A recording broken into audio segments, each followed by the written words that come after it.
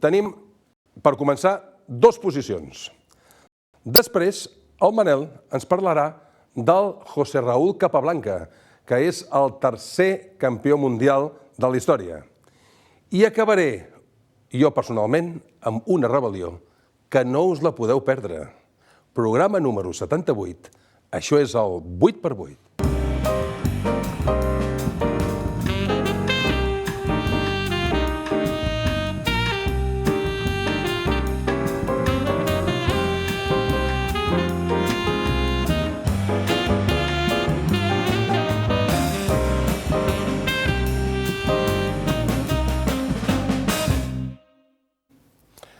Bé, avui us he portat dos posicions que totes estan... El protagonista és el mateix, és el Tigran Petrosyan. El Tigran Petrosyan és un excampió mundial que ho va ser-ho des de l'any 1963 fins al 1969 i va resultar que va fer dues partides molt similars amb un espai de 10 anys.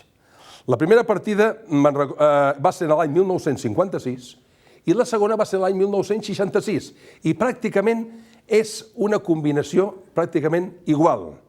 Hi ha les seves variacions, hi ha unes quantes peces, una mica menys, una mica més, hi ha unes quantes peces pel mig, en fi, però la composició final del que resulta és pràcticament el mateix. La primera partida és aquesta, que és del Petrosyan amb el Simagin, Vladimir Simagin, l'any 1956.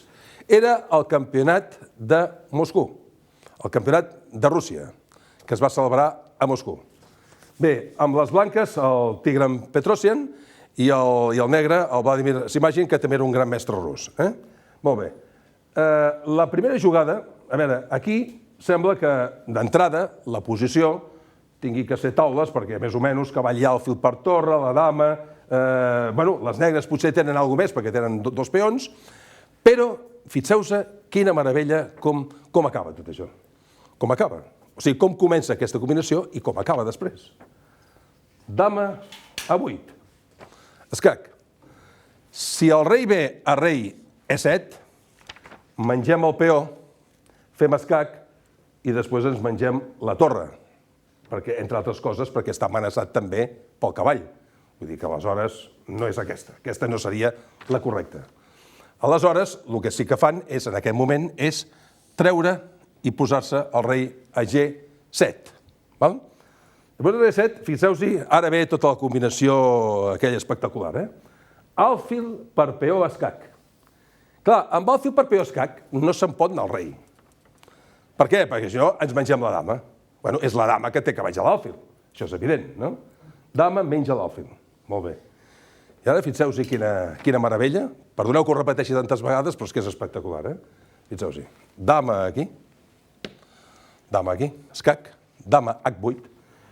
Si el rei marxa, per exemple, aquí, ens mengem la dama i guanyem. Però si el rei es menja la dama, rei per dama, tanto, cavall per torre, escac, el rei s'ha de moure i mengem la dama, amb la qual guanyen blanques. En una posició tenen 3 peons, 2, però amb un cavall es guanya aquesta posició. Doncs ara anem a mirar la següent posició que es va produir 10 anys després, l'any 1966. Els protagonistes, Petrosyan i Boris Spassky. Spassky és l'excampió mundial que va ser-ho des de l'any 69 fins al 71. Doncs ara anem a veure aquesta nova posició. És més o menys semblant a l'anterior. Aquesta és el Petrosyan, també amb blanques, amb el Boris Spassky, com us he dit abans. La combinació és la següent. L'alfil es menja la torre. Primer mirem com estem de material, perquè això és important. Dama, torre i cavall, dama, 2 torres i cavall, per dama contra alfil i cavall. L'avantatge de les negres és brutal. Però tot i amb això aconsegueixen fer taules en aquesta partida. De la següent manera. Alfil per torre. Alfil per torre escac.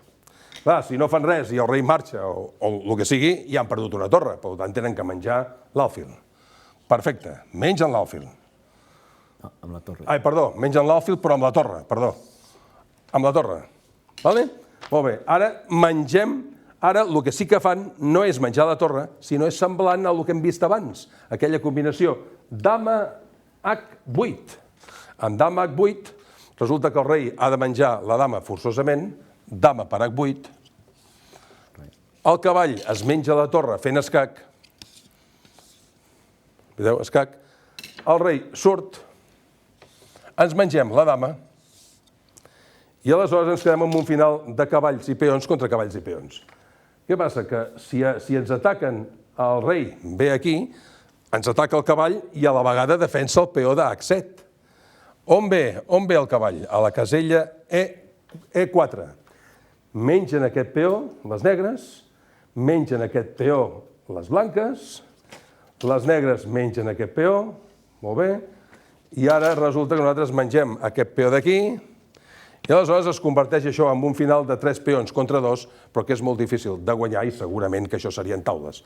Però d'una partida que pràcticament està perduda perquè l'avantatge de material de les negres és abrumadora, es converteix en taules i més o menys, com heu vist vosaltres, són 2 partides molt semblants, la que va fer el Petrosian amb el Simagin que amb el Lespasky 10 anys després, és que va ser just 10 anys després, més o menys també per les mateixes dates.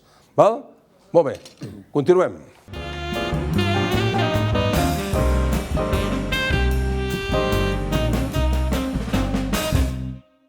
Que avui parlaràs del Raúl Capablanca. Sí, com has anticipat a l'entrada, avui toca el tercer campionat, però que encara ens queden molt. Si fem una petita memòria, primer Steinitz, Lasker, i avui José Raúl Capablanca Graupera. Un nom de la mare, català, nascut a Manresa, com vas comentar quan vaig comentar de Lasker. I què va fer aquest senyor, el senyor Capablanca? Primer cosa, als 4 anys van començar a jugar a escacs, ningú el va ensenyar. O sigui, no anava als col·legis de Cuba, de l'Havana, no. Mirant com estaven jugant, el seu pare, això.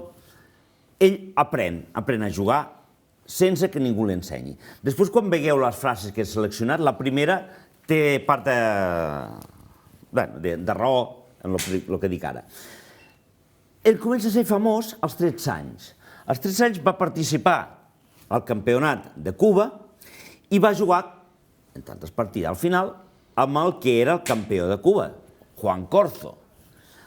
Comencen allà a jugar i Capablanca guanya 4 partides, en perd 3 i fa 6 taules. En 13 anys es va convertir en el campió de Cuba.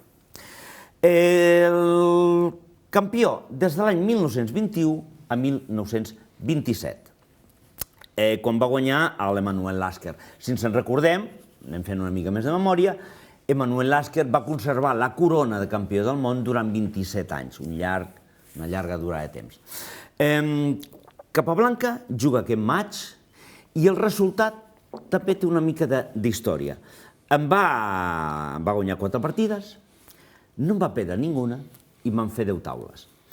Aquest fet de que no perdre ni una partida, 80 anys després, veieu lo difícil que és, 80 anys després, es va tornar a donar un cas amb els campions del món, que va ser el Vladimir Kramnik contra una persona molt coneguda, Garry Kasparov.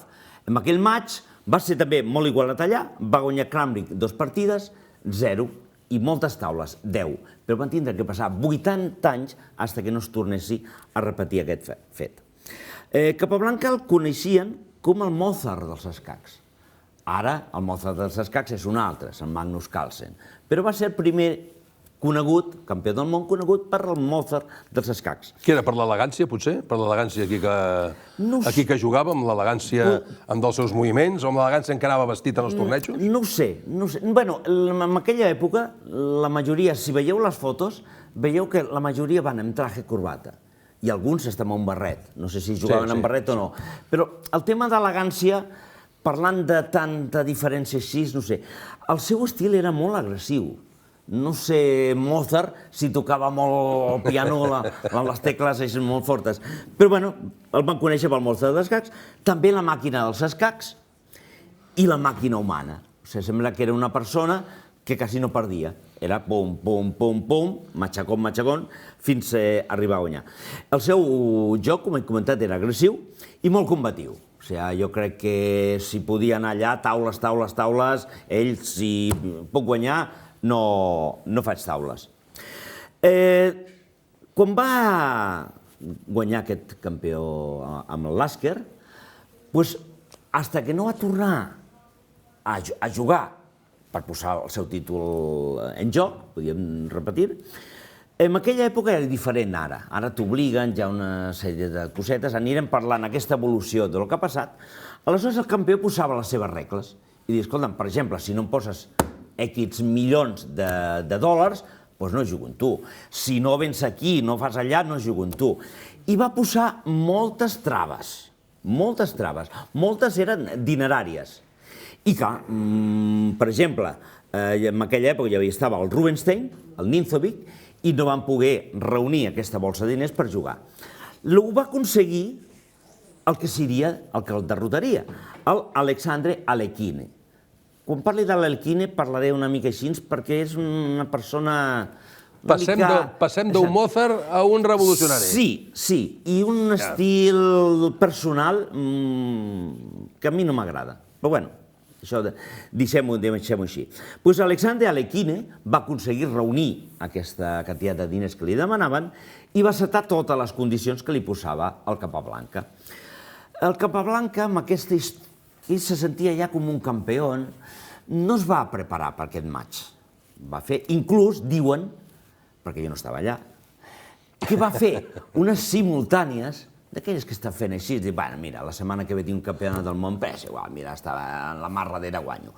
I va començar unes simultànies, cosa que l'Alexandre Alekhine no va fer. Es va preparar molt bé aquest campionat. Va ser un campionat que també té història. Va guanyar Alexandre Alekhine per 6 victòries, 3 derrotes i 25 taules. 25 taules. He dit que el Capablanca, això de les taules no les donaven així, vol dir que van ser partides jugades. Aquest match va durar 6 mesos. 6 mesos. A partir d'aquí van dir, perquè això no pot ser, va tindre que passar també uns quants anys que no batissin aquest rècord. Perquè si sumem 6 partides guanyades per un, 3 perdudes i 25 són 34 partides.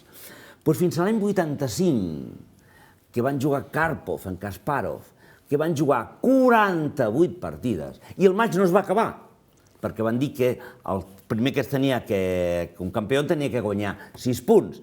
Les taules no comptaven, 6 victòries, no 6 punts, 6 victòries. Això explicaré més, però faig un petit abans.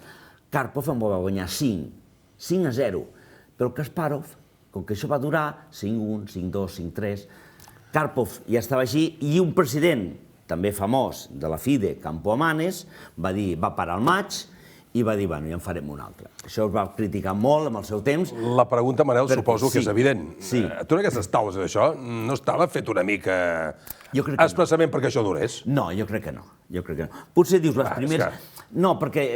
Tantes taules? És que són dos campions. Home, són dos grans mestres, clar, evidentment. Són dos campions, són dos grans mestres. És molt estrany, perquè de 48 partides, no sé si me'n feia 42 taules, i el maig del que ens toca avui, el Capablanca, em va fer 25, bueno, escolta, això costa. I veig que la bossa dels calés, també hi havia bosses de calés importants. Sí. I després al Capablanca li van pagar la mateixa moneda. Quan va perdre, sorprenentment, perquè tothom això pensava que no, el Capablanca guanyaria més de sobres, en 3 mesos o 2 mesos ja està, 6 mesos, i perd. Doncs llavors l'Alexandre Alekhine, el Capablanca li va dir, bueno, la revanxa. Li vale, posa'm tants diners, fem això, una cadira aquí, i clar. En canvi, van haver 2 jugadors, els tinc apuntats, bueno, no els dic ara aquí, no els tinc apuntats, però 2 jugadors que van voler jugar amb ell i les condicions que els imposava amb ell van baixíssimes. Capablanca així, com que tu em vas fer suar, doncs ara et faig jo suar a tu, i els altres molt baix. I no va poder fer mai la revanxa. O sigui, el maig de revanxa Alekhine-Capablanca no es va arribar a jugar mai. Capablanca això li va... Bueno, jo crec que li va molestar, li va tocar alguna coseta i... És a dir, quan l'Alekhine ja va ser campió, la revanxa no es va produir mai. No es va produir mai, perquè com que el que era campió em posava unes normes, evidentment, les normes podien ser, mira, aquest li poso salt d'alçada al Capablanca li poso 2 metres i al meu rival aquest li poso 10.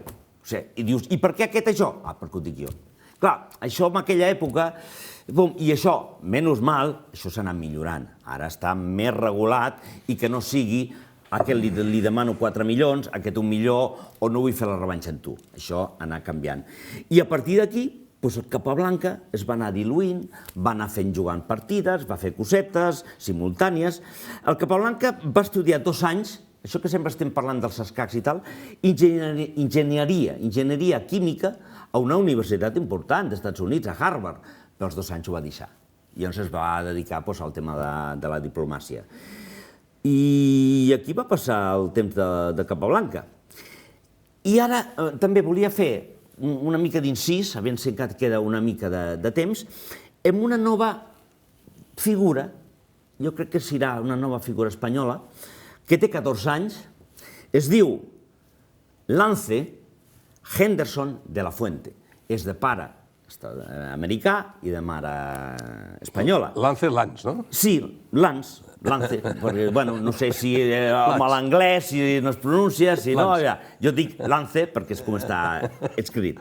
Viuen a Marbella, a Londres va aconseguir el títol de mestre internacional i amb l'últim campionat que s'ha fet a Gibraltar, que és molt famós per la seva quantitat de jugadors a Melo, de 2.700 cap amunt, doncs allà va ser el 19è i va aconseguir la primera norma de gran mestre. Jo crec que sentirem parlar de Lance Henderson, jugador espanyol, podríem dir així, de molta projecció, 14 anys té. És andalús, eh?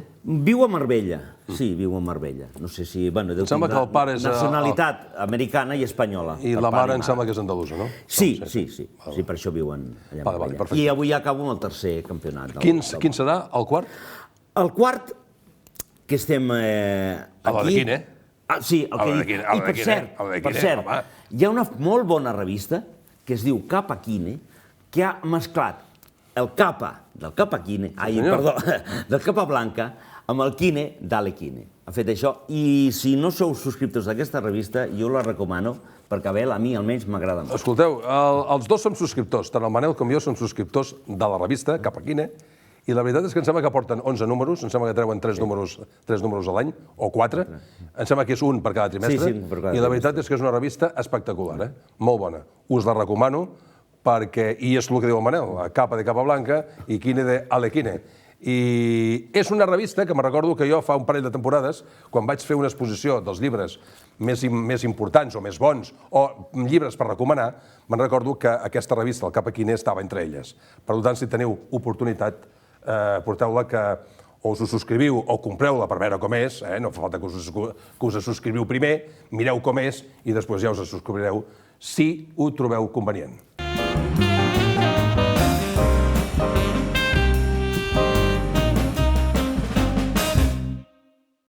Aviam, demano, sisplau, que des de realització em passin...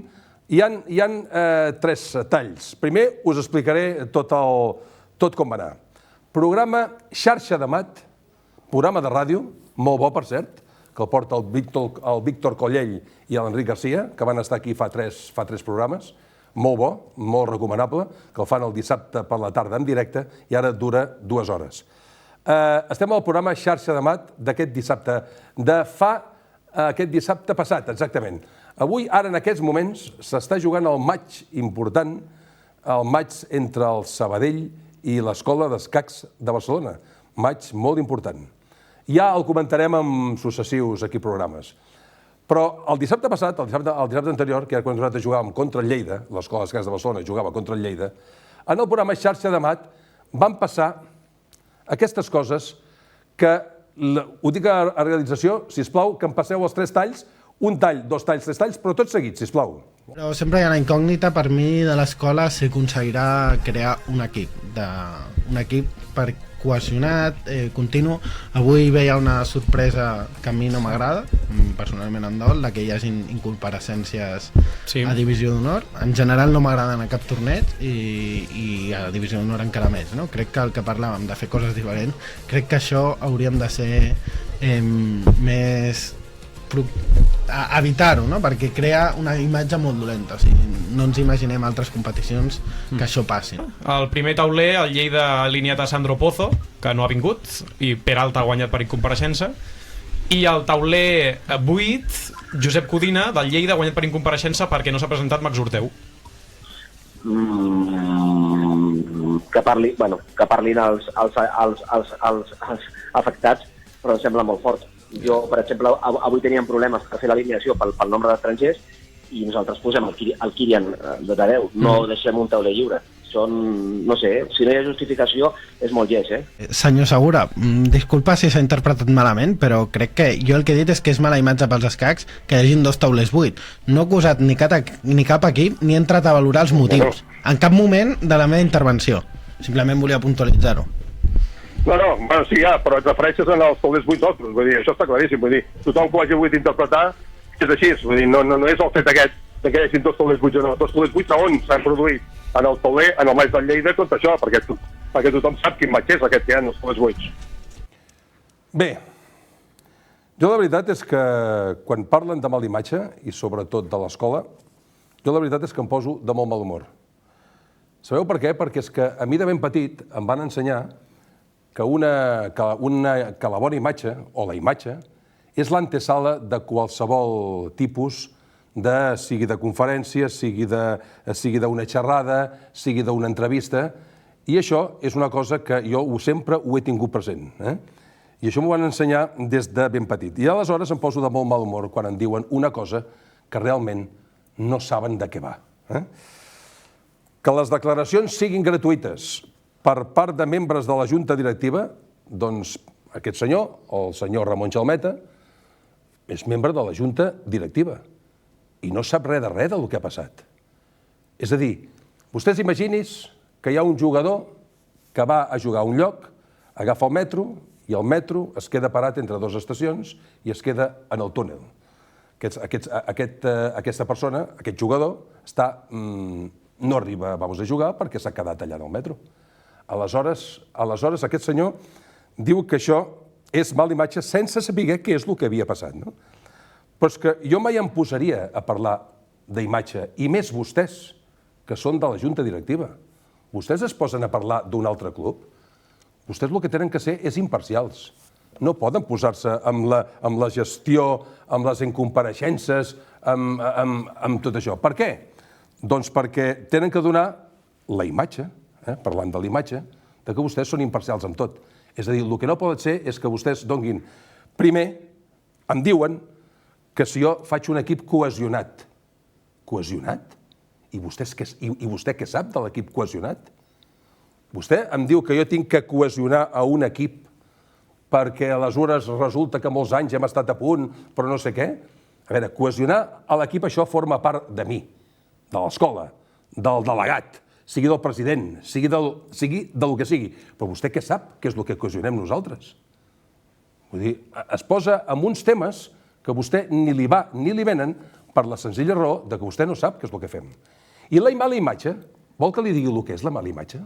Miri, la mala imatge en els escacs no va de creuetes ni d'incompareixences, no va d'això. Això és una cosa que, bueno, escolti, si està justificat que un jugador no ve pel tema que sigui, doncs aleshores està justificat, ja està en el reglament, doncs aleshores, ara, que pugui donar una mala imatge, amb això estic d'acord, però parlem-ne primer, sapiguem a veure què és el que ha passat, perquè potser el club tampoc no té cap culpa.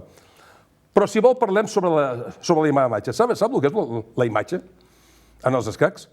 Saber anar ben vestit en els lliuraments de premis per part de presidents de club o de federacions en un lliurament de premis. No anar com si anéssim a la platja. Això és bona imatge. Bona imatge també podria ser anar amb una indumentària adequada en els tornejos. Donguis una volta per tots els tornejos d'estiu que hi ha a Catalunya o a la resta de l'Estat. Digui'm quina imatge hi ha. Parlem-ne sobre això. Això sí és imatge. Això sí és imatge. Felicitar en els contrincants quan s'ha acabat un matx, això és la imatge. Això vol dir, carai, l'escola ens ha felicitat o un altre club ens ha felicitat perquè hem guanyat. Això és bona imatge. Bona imatge també són els locals adequats per jugar. Això també és bona imatge. Això també és bona imatge. És a dir, si vas a un local que resulta que falta de tot, que és un desastre, això és una mala imatge. Això és una imatge. Fair play entre els equips, entre dos equips, això també forma part de la bona imatge. És a dir, estic posant exemples de bona i mala imatge. Però que vostès pensin, i a tu, em dirigeixo a tu, Ramon Caro, ara, que ho hem parlat inclús pel Facebook, i em dius que no, que tu no has dit res d'això, home, sí que ho dius, sí. Dius que això és molt lleig, i parles del Max Orteu. El Max Orteu sense saber. És a dir, suposo que et podria referir molt més amb el Sandro Pozo. Però el Max Orteu, dius, al final acabes dient que això és lleig. Home, tothom interpreta que el que dius que és lleig és el del Max Orteu. El del Sandro Pozo també, però el Max Orteu també. No, m'ho he escoltat bé. I no, Ramon, no. Pam, al culete, Pam, al culete, Ramon. No, home, a veure, jo ja sé que tu i jo ens entenem que no ho has volgut dir i tota la història, ja ho sé. Però que el senyor Ramon Chalmeta es posi amb una cosa que ni li va ni li ve i es posi sobre temes que ni li van, sense saber absolutament res. I després ens diu que, escolti, senyor Segura, jo resulta que no en cap cas he volgut dir home, no som tontos, senyor Chalmeta, no som tontos. Aviam, vostè referien al maig de l'escola contra el Lleida. A veure, vostè ha dit que hi ha una cosa que no m'agrada, que són les vacants aquestes que hi ha hagut, i es referien al maig, a veure... I després diu que en cap cas ha dit res de ningú. Home, sí que ho ha dit, home, ja ho crec, sí ho ha dit. S'ha referit al maig de l'escola contra el Lleida, que no li agradava perquè això dona una mala imatge. De mala imatge podem parlar-ne de molt, però jo crec que el concepte d'imatge sembla que, si és així, si vostè creu que la imatge és aquesta, l'ha rebaixat molt, el concepte d'imatge. L'ha rebaixat molt baix. Imatge és una altra història, escolti. Ja li he dit totes les raons aquestes que sí que són, que és una imatge, que és una mala imatge. Però, a més, jo el que no consenteixo és que vostè es posi... Vostè m'ha sentit parlar alguna vegada d'algun club? D'algun club? Ni el Ramon Caro, ni el Reginaldo, ni el del Sabadell, ni el del Mollet. Vostè m'ha sentit parlar alguna vegada d'algun club que jo m'hagi posat amb que si gestionen o cohesionar l'equip o tot això? Jo no parlaré mai d'això. Vostès que es puguin posar amb els nostres jugadors dient que estan en mal moment de forma, que aquest ha fet una mala partida, que hi ha 3 o 4 jugadors que estan molt baixos de forma, va fer un paper penós un altre dia amb una partida. Miri, tot això li accepto perquè això forma part del show de totes les cròniques. Però que vostè es posi amb que formar un equip cohesionat, home, escolti, això només ens pertany a nosaltres i vostè no hi té res a fer. I sap el que et sap greu? Perquè és que jo a vostè no el conec de res, senyor Chalmeta, no el conec de res. Sap a qui conec? A la seva cunyada, a la senyora Cristina Bosch. Per cert, molt bona amiga i molt competent i molt bona noia. Amb el seu marit, que crec que és el seu germà, el Jordi Chalmeta, que em sembla una persona molt coherent. Però és l'única cosa que em sap greu perquè és llàstima, perquè conec la Cristina i tinc que dir-li, però jo ho sento, jo no em puc callar això. Escolti, quan ho pensi veurà que això, i a més, sent delegat federatiu, si és d'un altre club o tot això, però vostè té que ser una mica imparcial, home. I primer saber què és el que ha passat, que vostè en aquests moments no en té ni idea del que ha passat. Res més. Manel, alguna cosa? Res més. Després del que has dit tu avui, jo ja no puc dir res més. Bueno, doncs ens veurem la setmana que ve, que tenim una entrevista molt important amb el Josep Garcia i Riera, i posteriorment parlarem del maig que s'està jugant avui, que és el del Sabadell contra l'Escola d'Escacs de Barcelona. Bona setmana, adéu-siau i que vagi bé. Adéu-siau.